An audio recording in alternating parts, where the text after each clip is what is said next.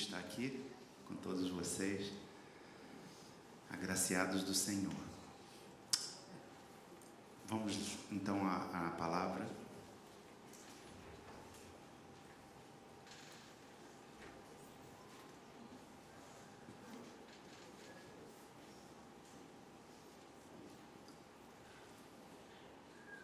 A nossa palavra de hoje, ela se inicia junto com o início do ministério do Senhor Jesus. Mateus, ele vai descrevendo, nosso texto base vai ser Mateus, falando das bem-aventuranças, né? As bem-aventuranças na ótica do reino de Deus. E Mateus, ele vai descrevendo com o passar dos capítulos 3, 4, e no 5, ele aborda essas bem-aventuranças. No capítulo 3, acontece o que a gente vai ver aqui nesse vídeo, que dura 2 minutinhos.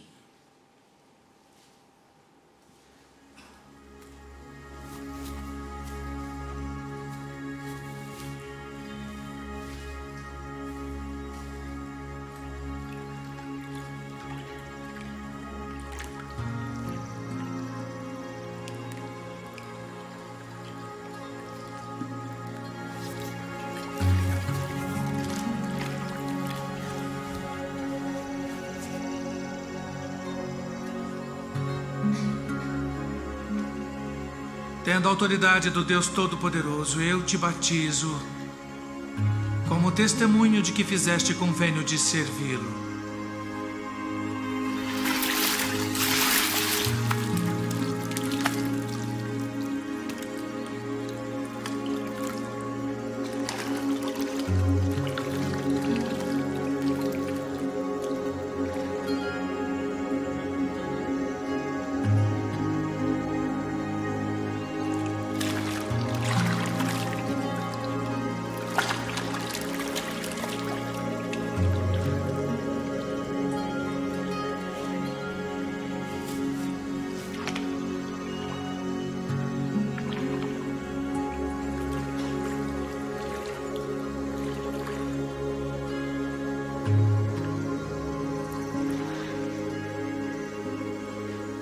Eu careço de ser batizado por ti. E vens tu a mim. Deixe por agora, porque assim nos convém cumprir toda a justiça.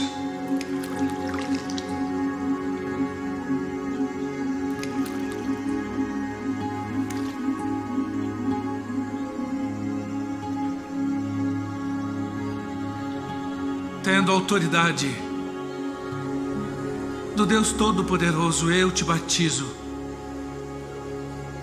como testemunho de que fizeste convênio de servi-lo.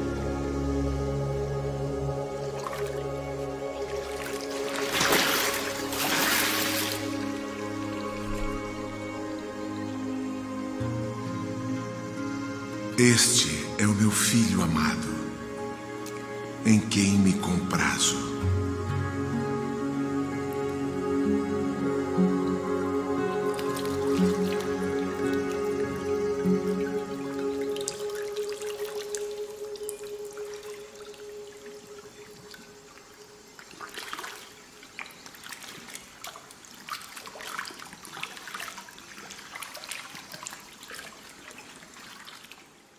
Jesus encontrava-se andando às margens do Jordão e encontra com João, o Batista.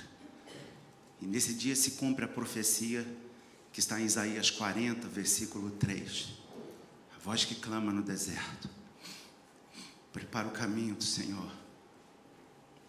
E Jesus, conhecendo a palavra como ele e toda a sua autoridade, procura João e exige de João que seja cumprido essa etapa para o início de seu ministério. E João o questiona: quem sou eu para fazer isso? Mas ele afirma para João que havia necessidade de ser cumprida toda a justiça.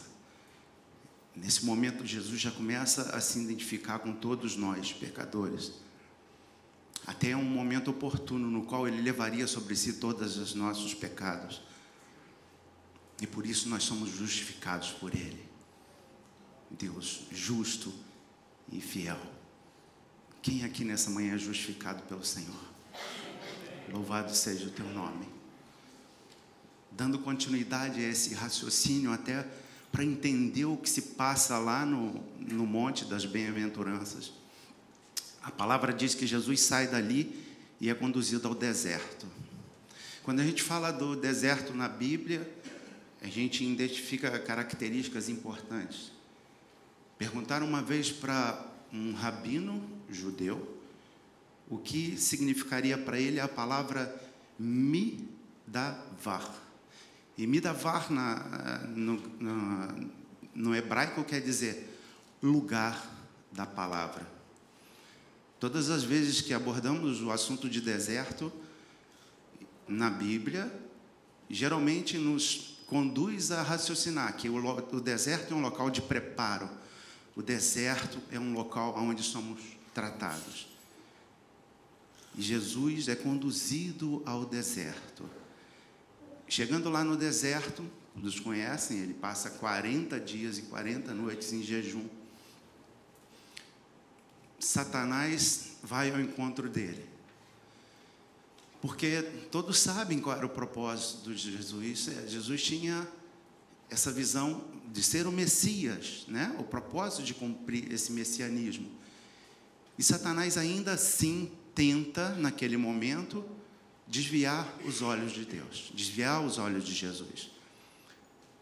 E lhe faz 3 perguntas.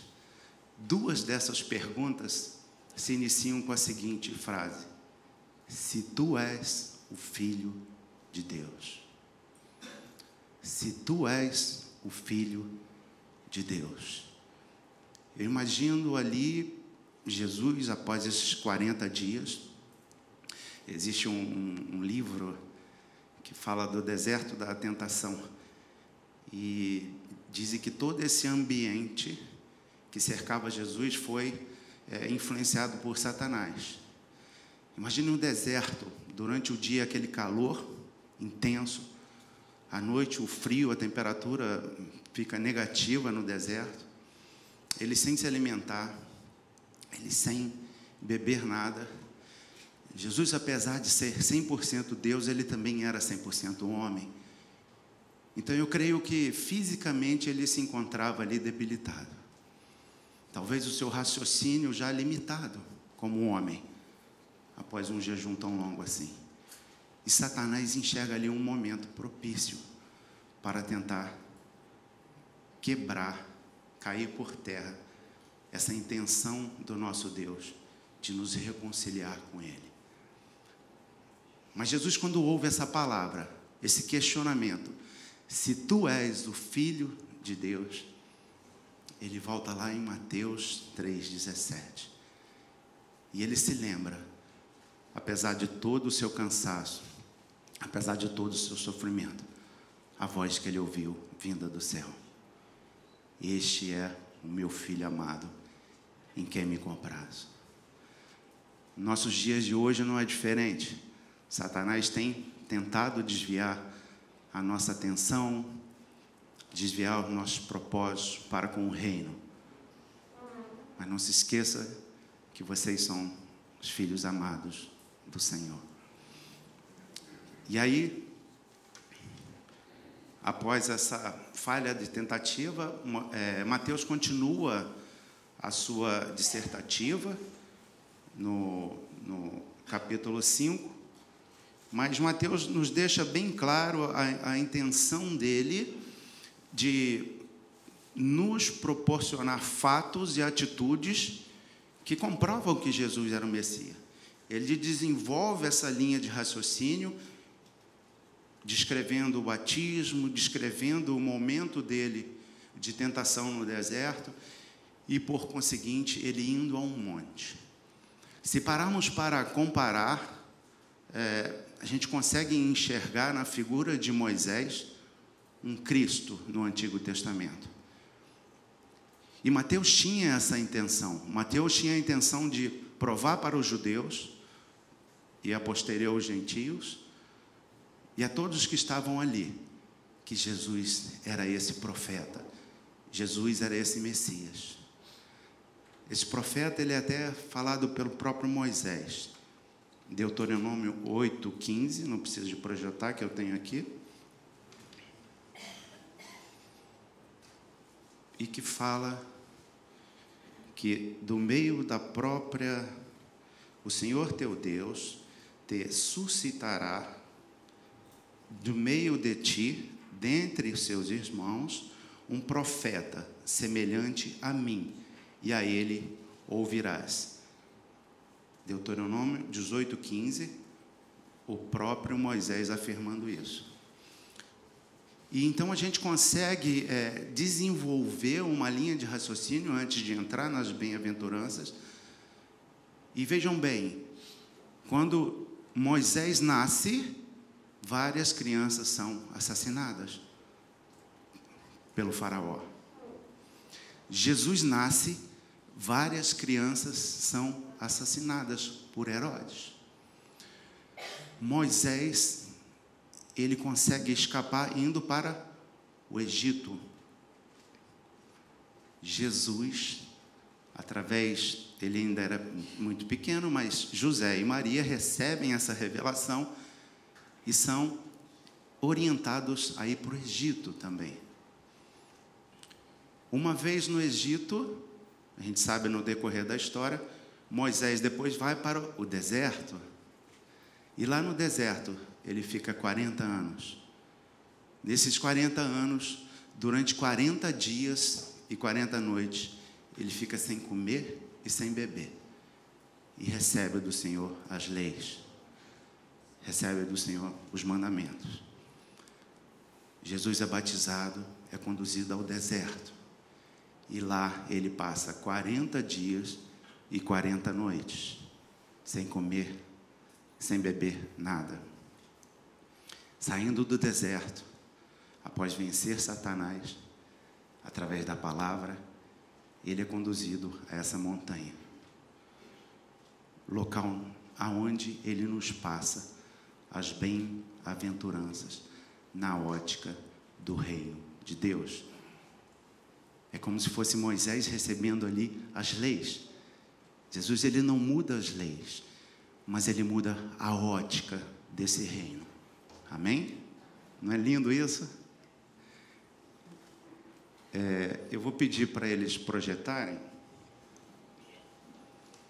E agora a gente vai começar a palavra.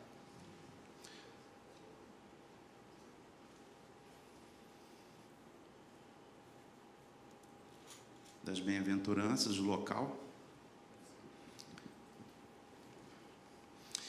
Esse é o Monte das Bem-aventuranças, ele fica localizado na região noroeste, do Lago de Tiberíades, ou o lago... gravei só o Tiberíades.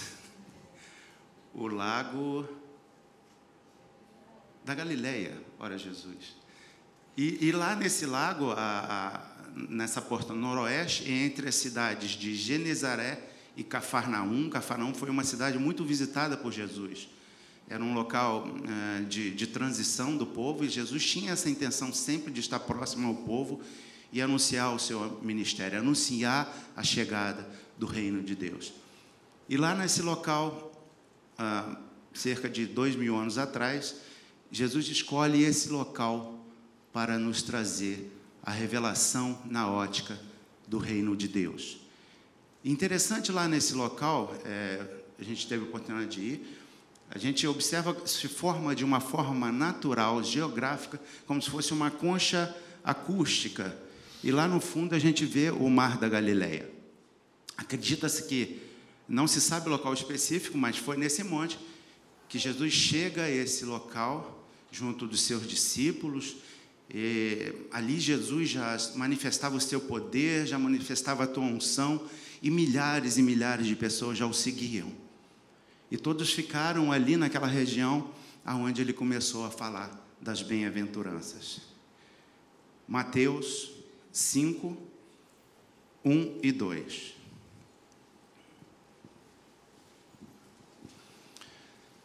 Jesus, vendo então as multidões, subiu ao monte, e assentando-se, os discípulos aproximaram dele. E Jesus, abrindo a boca, os ensinava, dizendo. Só nesses 2 versículos a gente já consegue identificar uma preocupação de Jesus para conosco.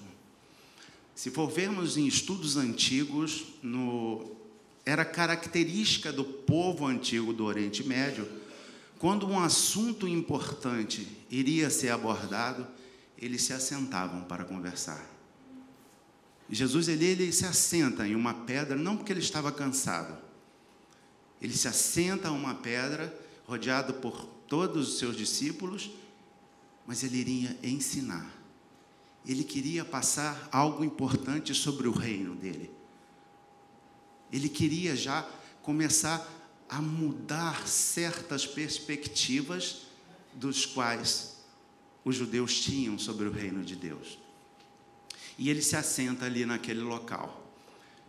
E a palavra diz que abrindo a boca, esse abrir a boca no sentido dele falar alto, para que todos pudessem ouvir o que ele tinha a falar naquele momento. E com toda a naturalidade, Jesus sentado, cercado por seus discípulos, a gente consegue enxergar que lição ele tem a nos passar. Vivemos hoje num momento tão conturbado, no qual mal conseguimos administrar nosso tempo. Certamente nossos antepassados conseguiam sentar, conversar, olhar um no olho do outro e falar. Na antiguidade, se você tinha um assunto importante a ser falado para uma pessoa, você chegava para ela, eu preciso conversar com você, preciso esclarecer certas situações, a resposta cortês dessa pessoa seria: sim, vamos nos assentar aqui e conversar. Jesus tenta passar para a gente o que tem acontecido, principalmente nos nossos dias de hoje, no qual a gente não consegue mais administrar o nosso tempo. Vivemos rodeados sempre por novidades, tecnologias, apps, celular, que teriam a finalidade de minimizar o nosso tempo, otimizar o nosso tempo. Mas, na prática, isso tem cada vez mais consumido o nosso tempo. Nós tivemos aqui no nosso encontro de casais, no Elo 3, e esse assunto chegou a ser abordado, a importância de nós conduzirmos nossos filhos nesse sentido, de priorizar o tempo. Às vezes nem quantitativo, mas qualitativo. Um tempo para a presença, na presença do Pai. Jesus tinha algo a ensinar. E todos sobem com ele ao monte, se assentam, ouvem com paz, tranquilidade, sem hora marcada, sem estar preocupado com o que está por vir. Eles queriam ouvir o Senhor. Na nossa vida não pode ser diferente. Quando afirmamos que momentos de oração, se trancar no nosso quarto, é exatamente isso. É o mesmo princípio lá do deserto, quando Deus estava buscando na palavra, e através da palavra ele vence Satanás. Ele precisava de um momento entre ele e Deus. Então, no deserto, ele se afasta de todas as possibilidades de intervenção desse mundo, apesar da presença de Satanás.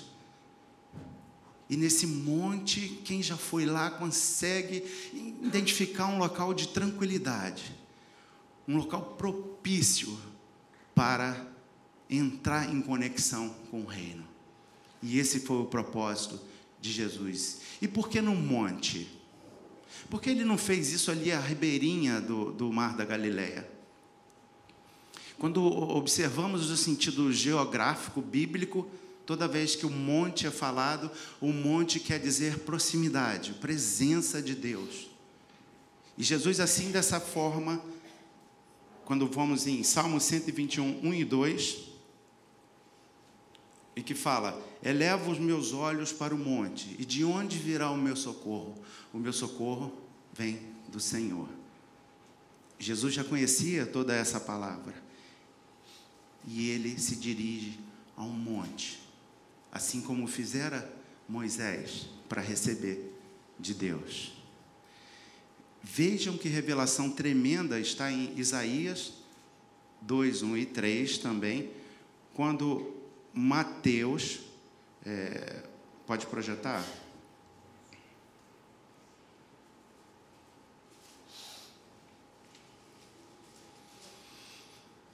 Eis, portanto, a visão de Isaías, filho de Amós, recebeu acerca do futuro de Judá e Jerusalém.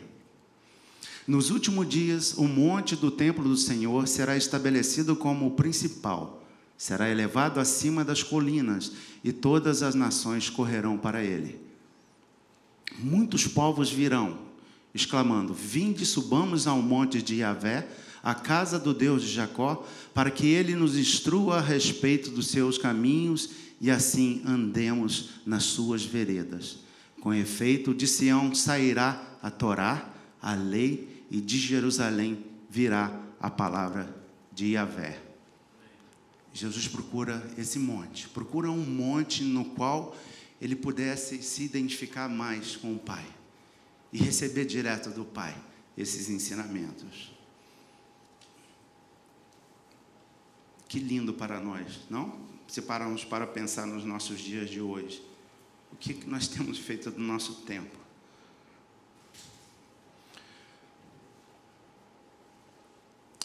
Podemos então concluir nesse sentido que a presença de Deus em nossa vida, ela é suficiente. Se pararmos para pensar que Satanás, na tentativa de fazer Jesus pecar, bastaria um pecado só, seria suficiente para desviar o propósito dele ser o Messias. E assim da nossa vida também. Basta a presença de Deus. Ele é suficiente em nós. Ele nos promove essa cura. Ele nos leva a essa perfeição. Ele nos leva a enxergar segundo a ótica do reino de Deus. Só que para isso precisamos direcionar o nosso tempo para Ele. As bem-aventuranças, então, têm continuidade. No versículo 3, Jesus começa a falar mais especificamente das bem-aventuranças, e no versículo 3 ele fala: bem-aventurados os pobres em espírito, pois deles é o reino dos céus. 4. Bem-aventurados os que choram, porque serão consolados. Bem-aventurados os humildes, porque herdarão a terra. Bem-aventurados os que têm fome e sede da justiça, porque serão fartos. Bem-aventurados os misericordiosos, porque alcançarão a misericórdia. Bem-aventurados os limpos de coração, porque verão a Deus. Bem-aventurados os pacificadores, porque serão chamados filhos de Deus. Bem-aventurados os que sofrem perseguição por causa da justiça, porque deles é o reino dos céus. Bem-aventurados sois vós, quando vos insultarem e perseguirem, e mentindo disserem todo mal contra vós por minha causa. Exaltai e alegrai-vos sobremaneira, pois é esplêndida a vossa recompensa nos céus, porque assim também perseguiram os profetas que vieram antes de vós. O cristão deve ser sal e luz. Numa primeira abordagem, quando lemos isso, gera um certo conflito na nossa mente, não? Que história é essa? Mateus até descreve no original Macarios como bem-aventurado, e se você for ver no dicionário, Macarios quer dizer também, assim como eu iniciei aqui a minha pregação falando que vocês são bem-aventurados, vocês são felizardos. E Não dá para entender muito bem tudo isso. Como assim? Bem-aventurado o pobre de espírito, bem-aventurado você que sofre por minha causa, bem-aventurado você que está perdendo todas as suas coisas. Que história é essa? Que conflito é esse? Eu não consigo entender nos olhos humanos o que Jesus estava tentando passar. Então vamos tentar entender. Essas palavras então nos fazem parar para pensar, porque nos dias de hoje, para você ser feliz, o que você precisa? O que eu preciso para ser feliz? Freud afirma que a nossa felicidade ela está baseada na realização dos nossos desejos. Agora, é um pouco complexo isso. Se eu parar para pensar que a cada desejo meu que eu realizo, eu fico ambicioso por novos outros, isso me gera um ciclo vicioso que nunca tem fim. Então, se pararmos para pensar, se a felicidade ela está correlacionada à realização dos nossos desejos, nós humanamente não conseguiríamos. Verdade ou não? A cada dia tem novidades, a cada dia tem novos lançamentos de tecnologia, a cada dia queremos mais. O grande problema é que esse tipo de consumo ele não nos sacia. E a verdade que Jesus tenta passar e passa ali naquele momento é que nós podemos concluir que a nossa felicidade só vem do Senhor. Não existe outro caminho. Não existe outra verdade. Só Ele é o suficiente para trazer esse refrigério, essa paz que excede todo o entendimento. Só Ele nos basta. Só Ele nos basta. Esta é a visão que Ele passa para a gente ali nesse sermão. Só Deus é a cura para essa angústia que nós temos. Homens de mente agitada. E a cada dia tem ficado pior. E a cada dia vai ser pior. Se não enxergarmos o propósito do reino, nunca obteremos essa paz. E Jesus ele é radical nesse sentido.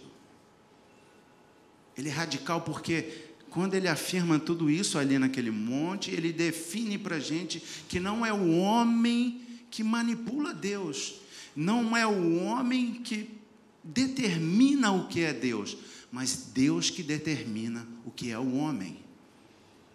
E chegará um momento em que Deus não aceitará mais essas pessoas em que buscam no mundo, ao seu bel prazer, esse consolo, essa sensação de felicidade.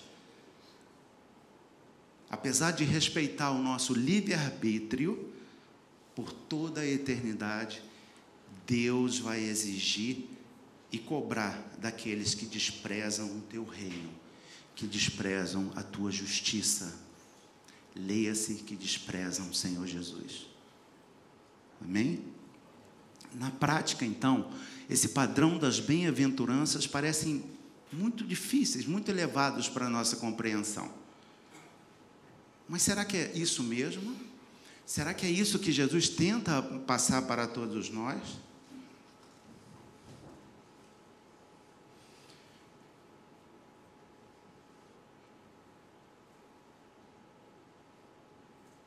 Dando continuidade, então, a gente vai tentar interpretar cada um dessas dissertativas do Senhor. E aí, no 3, ele fala dos que choram, os pobres de espírito, os mansos. O que ele quis dizer com tudo isso, de uma forma assim, tão natural e ao mesmo tempo tão complexa para nós? Complexa para nós porque a grande maioria de nós tem, às vezes, nossa visão nas coisas do mundo. Então, consequentemente, não conseguimos entender as coisas de Deus, não estamos conectados a Ele, linkados a Ele. Os pobres de espírito, com certeza, os pobres de espírito, ele não quis dizer aqui aquele que era desprovido de meios. mas ele afirma que são aqueles que aceitam a perda de todas as coisas, especialmente do seu próprio eu, e que adotam a conduta e a rotina de seguir o reino de Deus.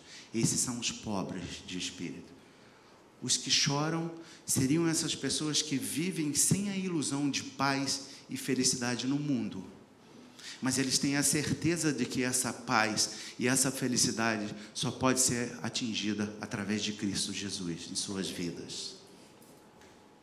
Os mansos são aqueles que não falam em defesa do seu próprio eu, mas antes, a sua vontade, a tua função está subordinada continuamente ao propósito e aos direitos de Deus. Consequentemente, a vontade de Cristo em suas vidas passa a ser uma coisa natural. Eles tentam ser semelhantes ao próprio Cristo. Esses são os mansos. Os que têm fome de justiça.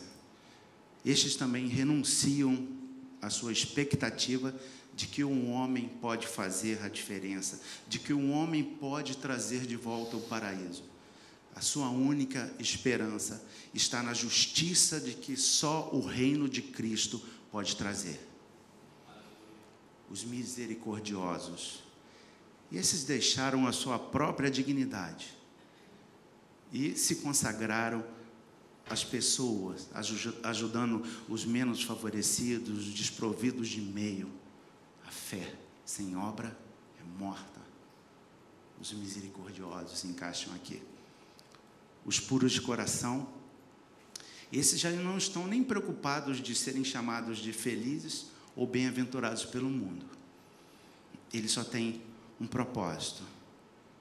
Eles se resignarão para o chamado de Cristo. O seu desejo é para com o reino de Deus. Os pacificadores, esses detestam aquela violência natural que vemos aqui no nosso dia a dia. Ele se utiliza rotineiramente para resolver os problemas de uma escolha natural. Entre a razão e ser feliz, ele escolhe ser feliz. Ele é um pacificador. Irmão Joel, há pouco tempo, passa por uma situação no trânsito, na qual a pessoa, mesmo estando errada, vai até ele e o agride. O irmão Joel tinha ali duas possibilidades. Uma, agir com a razão. E a outra, ser feliz. Ser um pacificador. Tu és um bem-aventurado, Joel. Continue sendo usado para o reino de Deus.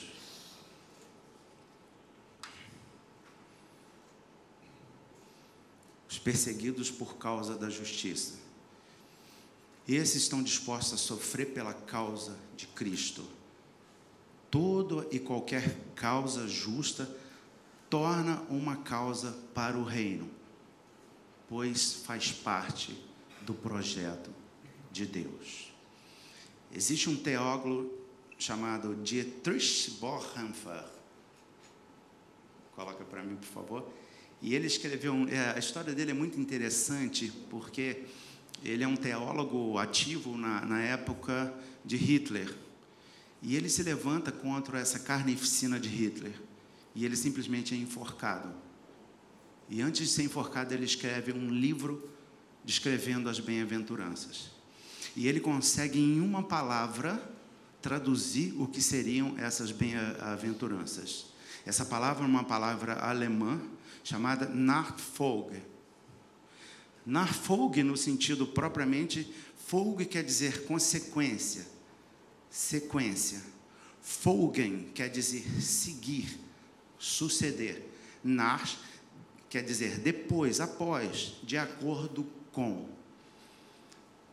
Ele dá um sentido de discipulado no Sermão do Monte. Aquele que ama alguém, basta ver os nossos filhos que nos amam, você vai andando, ele vai andando atrás. Quantas e quantas vezes Perilim já não tropeçou em mim? E nós temos essa característica de seguir a quem nós amamos. E se o Pai, o Filho e o Espírito Santo são referência em nossa vida, nós os amamos, nós iremos segui-los. Terá esse sentido de discipulado. Então, na verdade, o Sermão do Monte é traduzido muito bem ali por aquela foto. Seguirmos o plano de Deus em nossas vidas. Seguirmos o Mestre, o nosso amado. Amém? Bem-aventurado, então, significa que o nosso Pai do céu tem que ser a nossa referência. É isso que ele passa. Parece complexo, mas não é. É simples. Ele tem que ser a nossa referência. Continuamente.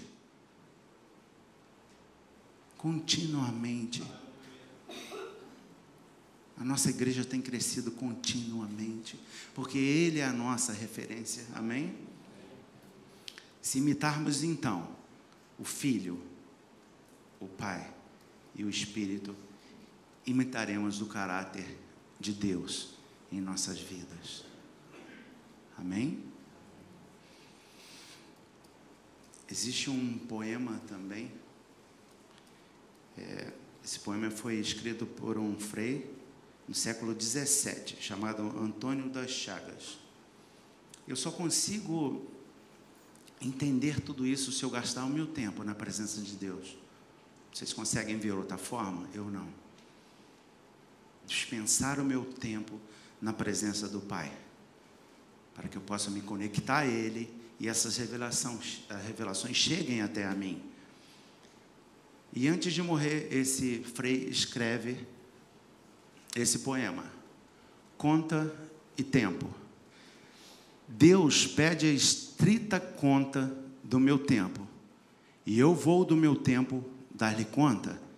Mas como dar sem tempo tanta conta? Eu que gastei sem conta tanto tempo. Para dar minha conta feita a tempo, o tempo me foi dado e eu não fiz conta. Não quis, sobrando tempo, fazer conta. Hoje eu quero acertar a conta, mas não há tempo. Ó vós que tendes tempo sem ter conta, não gasteis o vosso tempo em passatempo. Cuidai enquanto é tempo em vossa conta. Pois aqueles que sem conta gastam tempo, quando o tempo chegar de prestar a conta, chorarão como eu, o não ter tempo. Lindo, não? Cuidado, meu irmão, para que não seja tarde. O tempo nos é dado, o livre-arbítrio nos foi dado. Cuidado para não perdermos o tempo de Deus em nossas vidas, segundo o propósito dele em nossas vidas. Que a palavra nafog seja uma verdade em nós, que possamos a cada dia identificar os passos de Cristo e seguir esses passos. Não é fácil, todos sabemos disso, mas vai valer a pena. Amém? Eu queria ter um tempo de oração aqui com vocês. No momento desses estudos, Deus foi me conduzindo a 2 orações. Eu queria chamar o meu irmão bem-aventurado, Alexandre, para poder fazermos esse momento. A palavra diz que o louvor conduz à presença de Deus, não é isso? Vive a autoridade no assunto. E eu queria agora que nesse momento toda a igreja pudesse fechar os seus olhos. Tente agora de se desligar das coisas aqui desse mundo. Tente agora só estar na presença do nosso Pai.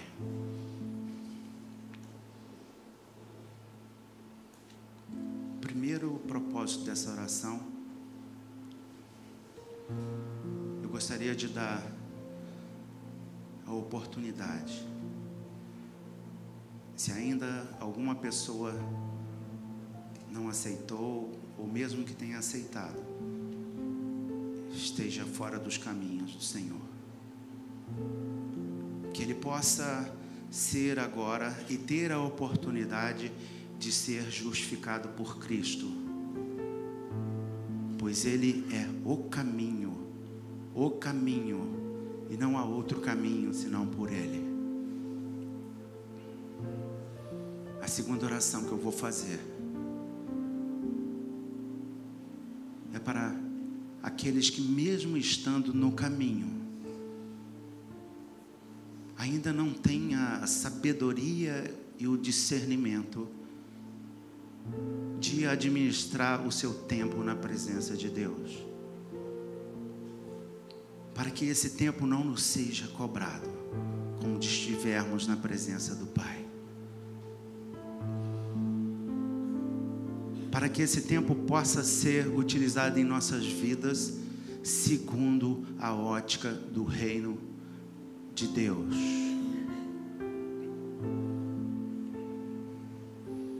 Eu vou pedir, mesmo quem está com os olhos fechados, que possa levantar as suas mãos, para que eu possa identificar.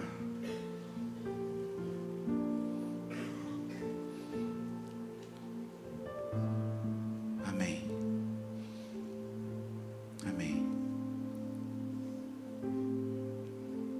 Fica conectado, irmão. Eu queria pedir para que essas pessoas que levantaram as mãos, seja qual for o propósito, possa vir aqui ao altar, no sentido de reconhecer perante a Jesus que estamos carentes dele, carentes da presença dele em nossas vidas, carentes da direção dele em nossas vidas. Por favor, venha até aqui. Isso é importante no reino dos céus, isso é importante na visão espiritual. Amém. Não tenha vergonha, não tenha medo. Aqui não tem ninguém melhor do que ninguém. Eu me faço presente aqui nesse altar também. Nossa vida está constantemente sobre mudança, sob a orientação do nosso Deus.